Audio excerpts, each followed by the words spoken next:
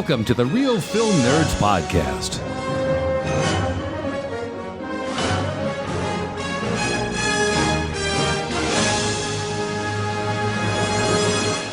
Welcome, listeners, new and old, to another exciting episode of the Real Film Nerds Podcast. Hey, Mike, we better back up. We don't have enough road to get up to 88 miles per hour. Where we're going, we don't need roads. Nice. Love it. Perfect. Well, everyone, today, Mysterious Mike and I decided we need to watch, or actually you decided, Mike, that we needed to watch a movie that's fun, classic, incredible, amazing, 1980s, Michael J. Fox, Christopher Lloyd. How else can I describe it? Oh, and time travel. We got to remember the time travel. So for Real Film Nerds episode 172, is that right? Yeah. Yes, that is. Damn, I'm getting good. I know how to count. So for today, we're kicking off our summer retrospective of Back to the Future with the very first one, Back to the Future from 1985. Mike, do your thing. Give us the rundown, huh? Yeah. So like Matt said, this is Back to the Future 1985. It's directed by Robert Zemeckis, written by Robert Zemeckis and Bob Gale, starring Michael J. Fox, Christopher Lloyd, Leah Thompson, Crispin Glover, Thomas F. Wilson. And this movie is about Marty McFly, a typical American teenager of the 80s, is accidentally sent back to 1955 in a plutonium-powered DeLorean time machine invented by a slightly mad scientist. During his often hysterical, always amazing trip back in time, Marty must make certain his teenage parents to be meet and fall in love so he can get back to the future. Now, I know you didn't write that one, Mike, because that one was really good. No. I am not taking credit for that. It was on the unofficial sponsor, IMDb. Of the Real Film Nerds Podcast, IMDb. Woo! Yeah. Matt, this one is, when it showed up on Netflix, I own these movies, and I'm sure you do too. And but when it showed on Netflix, it's like, oh, well, I have to watch it. So I immediately watched all three of them back to back as fast as I could.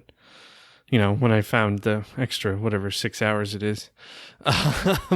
Well, you don't work and you don't leave the house, and you're everyone that's quarantined, you're legit one of those quarantine people. I'm not. I got to keep going out of the house and working and, doing things like that. So that's why the quarantine hasn't been so bad for me, because I just keep working. It's the same. It's just instead of going and editing at an office, I come home and edit. It's the same. But yeah, so you got to power through the Back to the Future trilogy. So, but Mike, that's not how we're doing this. We're talking about the first one this week. We're talking about the second one next week. We're talking about the third one the week after that. So you're going to have to watch them all again. Are you okay with that? Yeah, no, totally okay. I've got to watch them over and over to see if I can pick out anything new or just enjoy in this excellent filmmaking. Well, I was shaming my radio sponsor, I guess. I don't know, radio host-ish, whatever. The young lady whose radio program in Prescott, Arizona, who I am on once a week, I was shaming her this morning when we were recording my segment. She's only seen Back to the Future once, and I think it was probably in and or around the time it came out, and I was shaming her because I watched it twice just last week leading up to do this podcast. Yeah, wow. Well, she's only seen it once. Just in 1985? And, well, I don't know if she saw it in 1985. I mean, I assume it was closer to when it came out, but she said that's what she does. She, there's so many movies out there in the world, she doesn't want to get tied down watching them more than once, so she watches any movie she sees, she only watches it once. She has a handful she's seen more than once, but not many. And I said, well, Back to the Future needs to be one of your new ones that you watch more than once, because you need to watch it again. I'm sorry. Yeah, no, I agree on that, Matt. That is a travesty and should not be allowed to go on. One of the reasons I partly picked this is I know a lot of people have Netflix or have access to a passcode, and it's just a great series for us to review. So and it's fun, and I know things are so weird right now with everybody locked up. Well, or a lot of people locked up, or some people starting work now, and then other people freaking out about what they can do, what they can't do. It's real weird out there. All right, Mike, so let's do it. What are your first impressions of your 300th viewing of Back to the Future, the original? This is going to be one of those very biased reviews. I've loved this movie since I first saw it. I couldn't tell you exactly when I first saw it. I was trying to remember when I first saw it. I'm pretty sure it was in 1985. I was pretty young. So I would say it was somewhere like early 90s when I saw it. I don't know. I can't remember. Matt, do you remember? But anyway, I'll stop asking you questions. My first impression, this is great. It's just such a good movie. It holds up still really well. The DeLorean's a little funky to look at, but at least it's quite a unique car. I don't know when the first time I saw it. It was definitely not in the movie theater. It was probably at home. Probably on TV, most likely. So I don't think my parents owned it. I don't remember. But no, the DeLorean was like one of my favorite parts and still is. I mean, dude, come on. Bright, shiny, stainless steel, polished up. That was like one of my things. I wanted to own the DeLorean. Like, there was someone in Sierra Vista that even owned one. I don't know if you remember. I remember exactly where the guy lived. And I would always drive by when I was a kid and try and see if the DeLorean was outside or what. I loved it. I loved that car. Nice. It's a unique looking car for sure, and it totally is. I can't imagine the movie not having a DeLorean in it. It's a star of the movie as well. It's so part of it. I don't know. Dude, I agree wholeheartedly just because it's so unique. And I think probably the DeLorean Motor Company, I don't know if they were still in business when this movie came out because they did not have a long life. They did not. I think the only car they produced was, the one DeLorean vehicle they produced for a couple of years. But I definitely think probably afterwards it skyrocketed in sales. I mean, people still buy and collect them and restore them today because they're just a really unique, cool car. I'm pretty sure Elon Musk was inspired by them. I mean, had to have been. Oh, I'm sure. The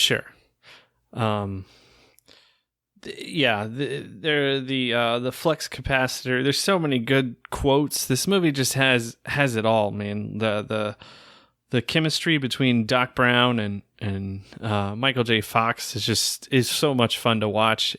I don't know how it was filming, but they must have had a blast. Oh, dude, Christopher Lloyd is one of my favorite actors, comedic actors. He's decent serious actor, but a comedic actor, he's one of my favorites. He is just absolutely incredible at what he does. He's always been really good. He's a good comedic writer. And the chemistry with him and Michael J. Fox, I don't know how it happened, but that chemistry in this movie inspired a whole nother huge pop culture show, Rick and Morty. Oh, yeah. How many other films can you think of, other than Star Wars, obviously, that has inspired other creative shows and mediums from one film series, as this goes? There's Star Trek, Star Wars, but Trek I consider a TV show before a film. Back to the Future, there's a handful, but that's it. And Back to the Future is one of the biggest, man. It's one of my favorites. Yeah. This one's so much fun. Matt, speaking of Star Wars, one of the executive producers in this movie is Kathleen Kennedy. How do you feel about that? No comment. Dude, she worked on a lot of stuff, even with George Lucas. That's how she became, the CEO and president and whatever the hell you want to say of Lucasfilm when Disney bought him. But But also there's a much bigger name tied to this, Mike. Mr. Spielberg. And I'm sure he probably overruled anything she decided to try and change. That's true. It does say Steven Spielberg presents Back to the Future. Yeah, well, I'm pretty sure he paid for it. I think is what happened. Yeah, I'm not sure of all the story for that, but yeah, this movie is so great. They did such a good job. It's still so fun to watch all these years later. Of course, we're biased, but I guess, Matt, before we get too far into this, I'm going to ask you, what champagne are you drinking today? Damn it, Mike. Of course, there's a big advertisement for the beer I am partaking in today. Right at the end, he's pouring it in the flux capacitor. What do they call that? Mr. Fusion. Right here. Yes. The champagne of beers, Miller High Life. Come on, you have to. Yes. Classic movie beer. Yeah. You're right. It is in the it hasn't changed too much, the design of the bottle and stuff. That's how you know it's good. Yeah, they don't have to change anything. So, all right, Mike, what are you drinking? All right, Matt, I am drinking a Stone IPA, delicious IPA. It is a citrusy IPA with lemon drop and El Dorado hops. How many IPAs does Stone put out? Like 20, 30? Like couple hundred. I don't know. No, I don't know. I think it varies from year to year. I don't know. Their core IPAs are probably only 2 or 3. So yeah, I know they have all these one-offs, like seasonals and stuff. Yeah, Stone has this one seasonal. It's called Coco Vesa. Oh, it's so good, man. It's like Mexican hot chocolate. So good. Mexican hot chocolate. Like cinnamony, like hot chocolate? Yeah, it's like cinnamony. It's got some like a little bit of spice in it, and then it's a stout. Oh, it's so good. Dude, I'm going to have to try that. That sounds right up my alley. I'm not a huge fan of cinnamon, but I don't hate it either. I would not mind a little flavor of that. So, yeah, it's called Coco Vesa. It comes out around Christmas or winter. Winter. All right, Mike. Well, I guess I'll just ask my question. Might as well get it out of the way. I mean, we've already spoiled this movie. How can you not spoil a 30-year-old plus movie? Because this came out in 85. So that's what? Coming up on 40-year-old movie. What, 35? 35 years? Yeah. So yeah, that makes me feel old. But all right, Mike, here we go. I don't think it would be too difficult to find this one, but I'm sure you had to hunt a little bit. So, Mike, how does Back to the Future, the original from 1985, relate to the Marvel Cinematic Universe?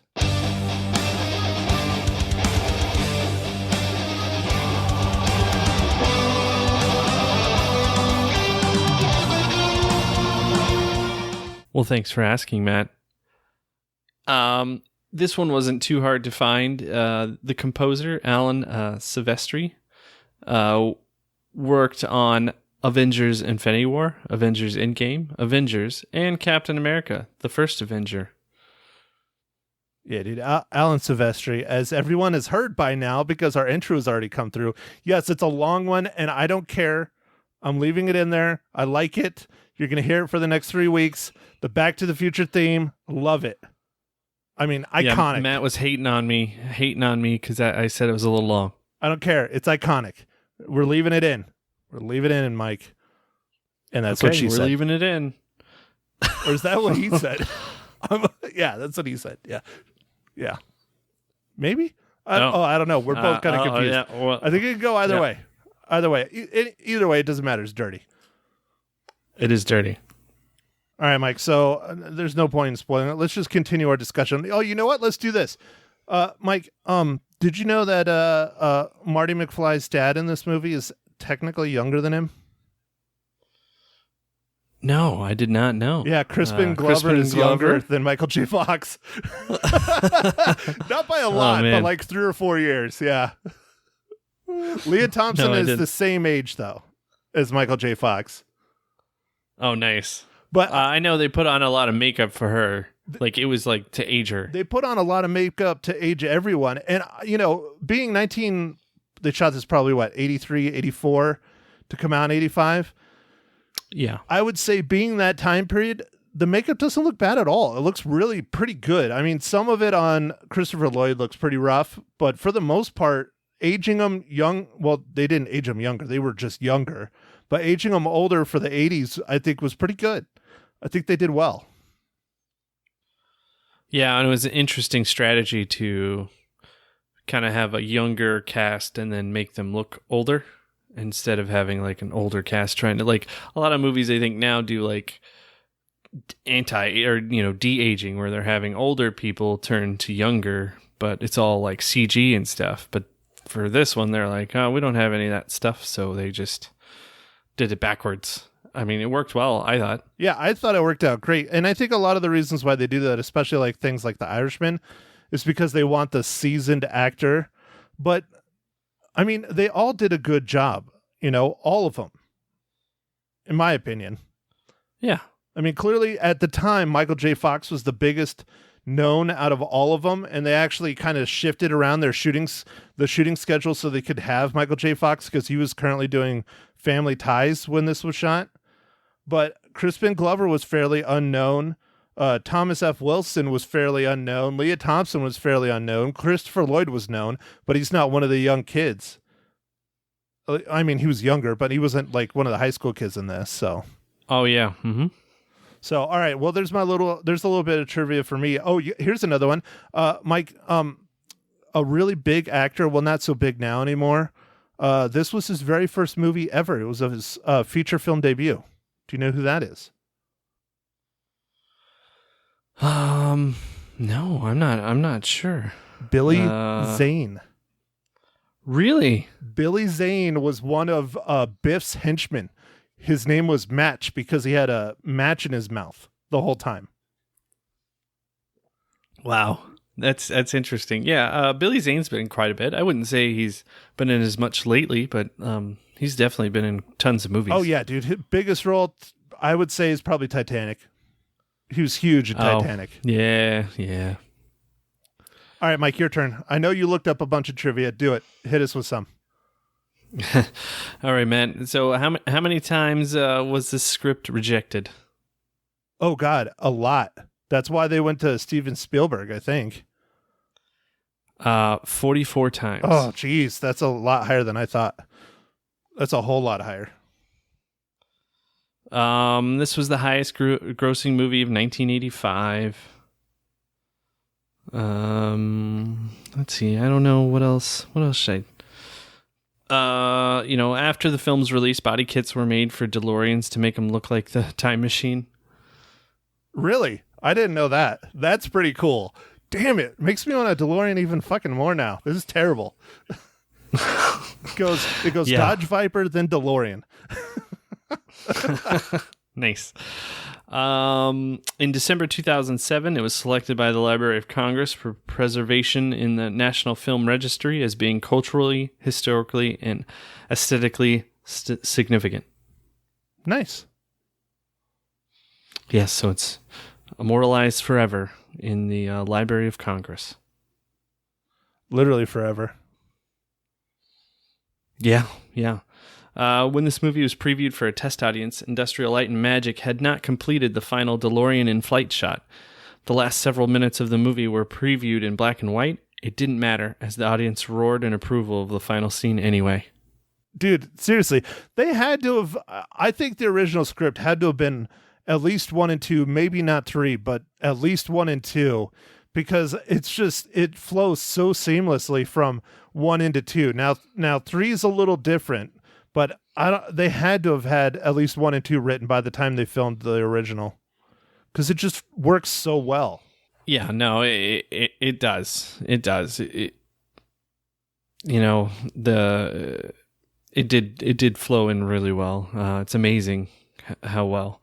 And then I'm not going to talk about the second one. We'll talk about that one next week. Yeah, okay, but I will say, the first one had some product placement stuff in it, but the following movies had much more. At least the second one had a ton of product placement stuff, because I think people were jumping on the bandwagon to be like, "Oh, you're going to make another one? Well, why don't you feature our blah blah product or whatever?" So there was a lot of stuff in the second one. I mean, it's kind of fun to poke fun of some of that stuff. Like, that's the second one. Well, okay, we could poke fun at some in this. Like, when they're drinking the different sodas, they are always drinking Pepsi or a Pepsi product. Like, even absolutely, his mom in the beginning scenes when they're like sitting down to dinner and everything. I think outside of like her glass of vodka, because I don't think she added anything to it, she like holds a Mountain Dew can like perfect so you can see the label. Like, it's a normal person would not like hold a can, to where you could see the whole label like uncovered, facing the camera. Like, it was perfect. So, and then there's Burger King. Burger King was huge in this one. It's right next to Doc Brown's place. And then there was a lot of product placement in this one. Not as much as 2 though, but there still is quite a bit. Yeah. But it's fine. It's just when you go back and look at it, sometimes you're like, man, they really did kind of throw some things in there. Like, if you're not really paying attention or looking for it, you're like, oh, they are really like marketing to us all the time. Sometimes it's just super blatant, like some of those Transformer movies. Oh yeah, where it like just stops. It stops for a while, like on the Bud Light. And then like you're like, well, like why did the action scene just stop for a while? And then it just keeps going. You got to pay for the movie somehow. I mean, all that's the Bay Bangs aren't free, Mike. Yeah, is that what she said? Yeah, we'll go with that. Bay Bangs aren't free. I like it. Yeah. But it's this movie, the script, Biff is such a ridiculous character and so like fun. Like, I mean, but he was bully, and like, it's interesting to see, like, he was very characterized bully, but it's like, and I think I was going to draw something about how nowadays the bullies are so much different and all the bullying of school, but yeah, well, the big difference is it's not like in person as much anymore. It's all online now. Oh yeah, and it's like constant. Yeah, it's only gotten worse. Where when we were growing up, I mean, I'm sure you were bullied. I know I was bullied. When I went home, I was away from the bully. At least I got a little respite then, but not at school. It was relentless. And now with social media and all that shit, it's just on all the time. Yeah, that's true. Things have changed quite a bit. Like that thing he's writing in the town square that looks a lot like the courthouse plaza in Prescott, surprisingly. That's called a skateboard, for those of you who don't know. They were really popular in the 80s and 90s. Oh, that's what that is. Yeah. Did you? I don't remember if you ever had a skateboard, Mike. No, my mom wouldn't let me. That's right. She thought it was too dangerous. She thought I'd hurt. Yeah. She thought I'd hurt myself. She was right. I would have hurt myself. Dude, I hurt myself pretty good every now and then on mine. Yeah, everyone I knew who had a skateboard hurt themselves. But I mean, I hurt myself on my bike a lot too. So it's like you just trade one pain-creating vehicle to another. Dude, I still have scars from our mountain bike days, like on my arms and stuff, from hitting trees. Yeah. Oh yeah, man! I have all kinds of stuff from when we were real young, we made making ramps and stuff and jumping and always freaking falling. Yeah, well, you know. Yeah. You're like, oh, I'm going to make a ramp. All right, cool. And then you always fall. So the guitar opening scene, oh, man, classic. Like that it's just like it's so fun. You're like, oh, you can almost even anticipate that something's bad's going to happen cuz he like turns it up and like the way it's shot is perfect. And then just one strum. Yep, that's it. and then the answering machine, which is what people call voicemail now, clicks on, and it's Doc Brown saying, "I think there's something wrong. You might not want to listen. You know, turn it on or something.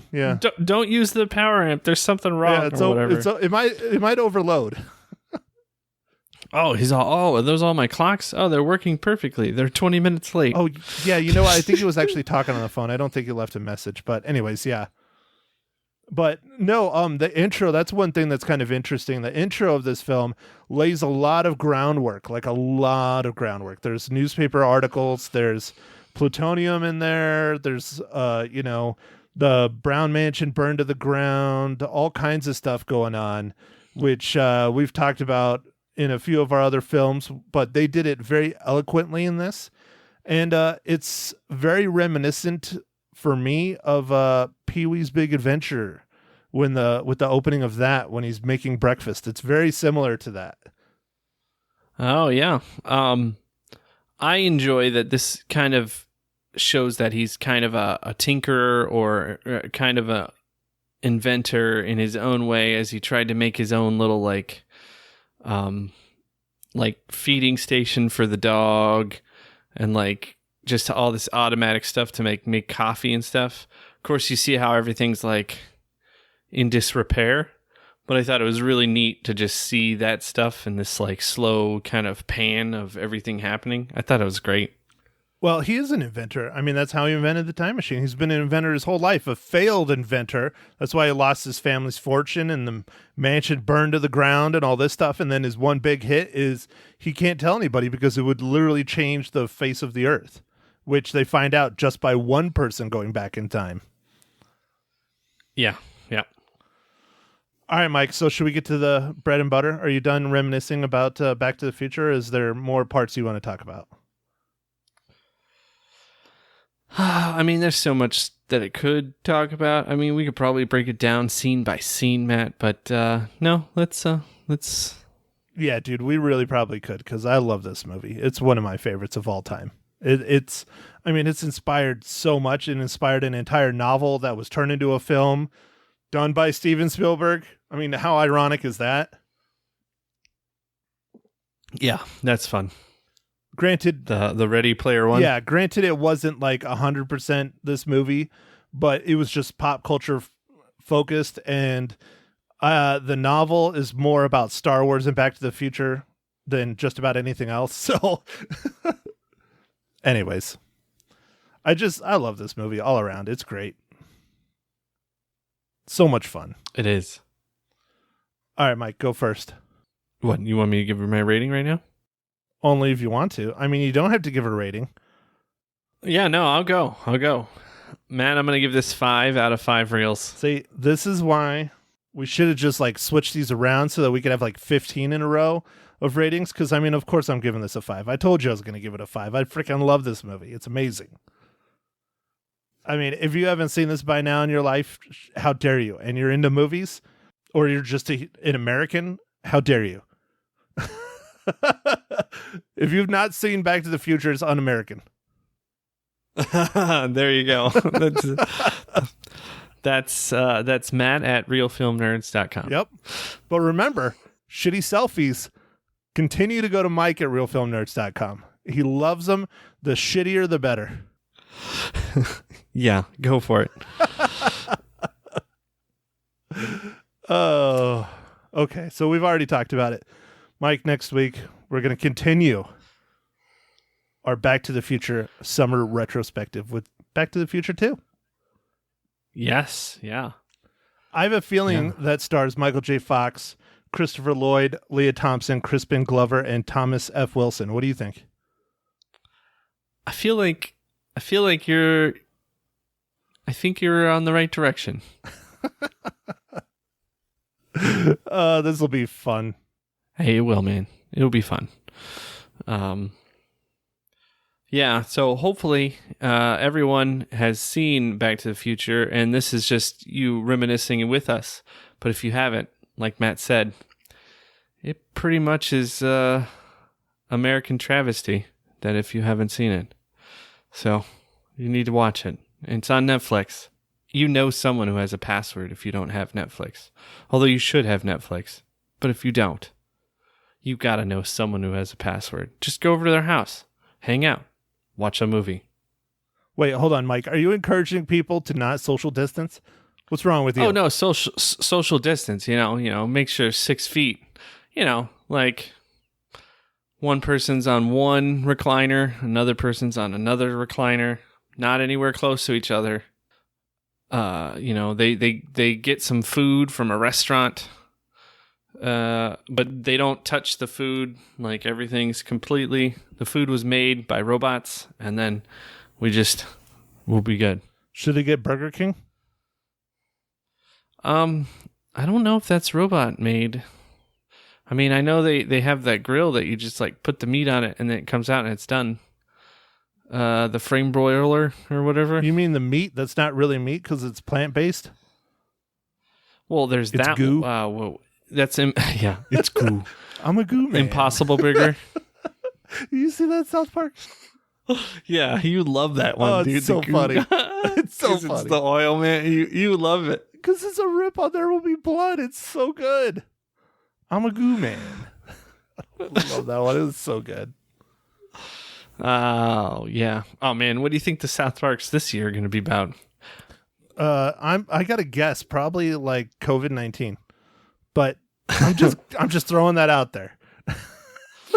Dude, I can't wait to see Cartman, Stan, and Kyle social distance. Oh, dude, you know Cartman is going to be like the one that's against like masks, and he's going to like start some kind of like anti-mask liberation front or something. It's going to be good. It's going to be real good. Yeah, and it'll be the whole season. They'll be building it up because they have continuity now. Oh, man. It'll be fun. Yeah, it will be fun. Well, all right, Mike.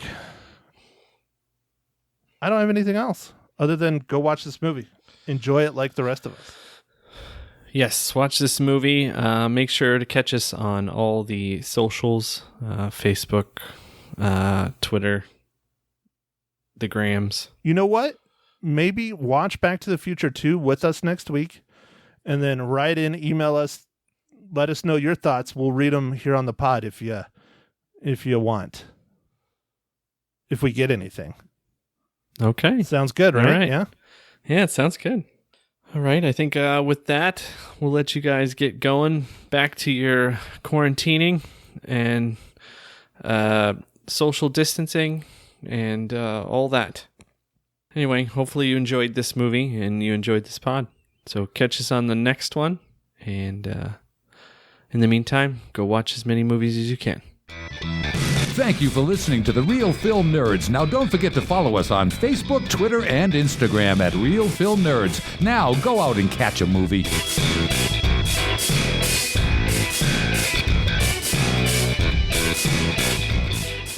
Good morning, Magic 99.1. Who's this? What? You're not even going to guess this week? I'm disappointed.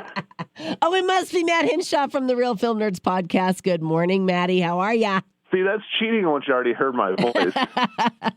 Will you believe this? I do not have caller ID here at the station. I mean, I am living in the dark ages, Matt. So really, I didn't know. I was hoping, right, but I didn't know. For those of you who like to prank call, now you know where you can get away with it. It's calling the radio station. It's so true and so sad. So sad. How you doing, Matt? I'm living the dream. How are you, Lisa? I'm right there next to you, buddy. I bet you watched something fun this weekend or last week. Yeah, well, me and my nice, fun co-host, Mysterious Mike Talent, yes, that is not his Christian name, we decided we decided we need to watch something fun since everything is so terrible. Yeah. And so we watched 1980s classic that is currently streaming on Netflix, Back to the Future. Oh, Back to the Future. Back to the good old days, right? Exactly. Oh, yes. Definitely a classic for sure. Lisa, what do you think of Back to the Future? Because I'm sure you've seen it. Well, I've seen it. I only saw it once, though, because that's how I roll. One and done, buddy. But what I can remember, it was very fun. Marty McFly, right? He was in that. Oh, yeah.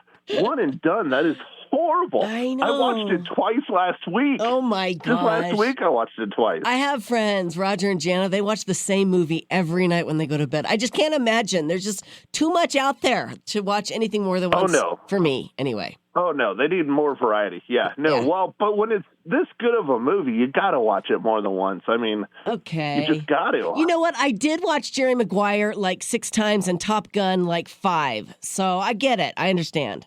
Okay, all right, I'll let it slide. Just not for the Jerry Maguire, but for the Top Gun, because Top Gun, that's a great film. Yes. Amazing film. Absolutely. Well, that's fun that you took a trip back to the future.